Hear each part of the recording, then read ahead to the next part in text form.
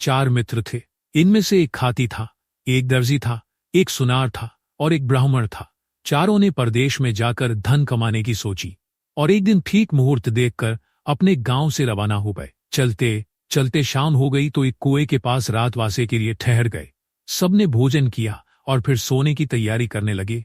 सुनार के पास सोना था, इसलिए उसने कहा, भाइयों सबका एक साथ सो जाना ठीक नहीं होगा। दर्जी ने कहा, हाँ भाई ठीक कहते हो, हमको बारी बारी से पहरे पर जागना चाहिए। ब्राह्मण ने सबके पहरे का समय निश्चित किया। पहरे पर सबसे पहले खाती की बारी आई। वह जागने का प्रयत्न करने लगा, किंतु थकावट के कारण उसको नींद आने लगी। उसने सोचा कुछ काम करना चाहिए।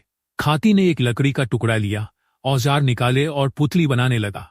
अपना पहरा खत्म होते होते उसने लकड़ी की एक सुंदर पुतली बना ली और फिर दर्जी को जगाकर सो गया। दर्जी ने देखा पुतली तो बहुत सुंदर बनी है। उसने रंग रंगीले कपड़े निकाले, पुतली का नाप लिया और फिर सीने लगा।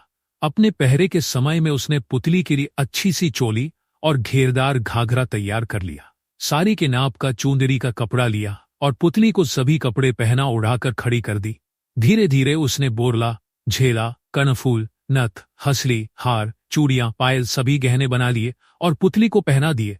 पुतली गहनों कपड़ों में बहुत सुंदर दिखने लगी। अंत में ब्राह्मण की बारी आई। वह पुतली को देखकर विचार में पड़ गया। उसने सोचा, इस पुतली को अपने मंत्र बल से जीवित करना चाहिए। वह मंत्र बोलता हुआ उस पर जल छिड़कने लगा। सुबह होते होते पुतली जीवित होकर जवान लड़की बन गई। सवेरा होते ही सभी जाग गए और सुंदर लड़की को अपने पास देखकर आश्चर्य करने लगे। ब्राह्मण ने कहा, इसको मैंने मंत्र बल से जीवित किया है, इसलिए मैं ही इसके साथ विवाह करूंगा। खाती बोला, वाह जी, यह कैसे हो सकता है? पुतली तो मैंने बनाई थी। बूढ़े ने सबकी बातें समझकर कहा, खाती ने पुतली बनाई और ब्राह्मण ने इसको जीवित किया, इसलिए दोनों इसके बाप हैं। दोनों में से किसी का भी विवाह इस लड़की के साथ नहीं हो सकता।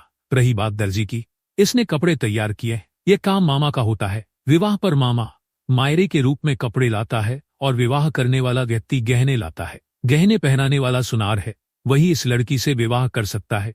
सबको यह न्याय स्वीकार करना पड़ा। सुनार उस लड़की से विवाह कर अपने घर लौट आया और दोनों सुख से रहने लगे।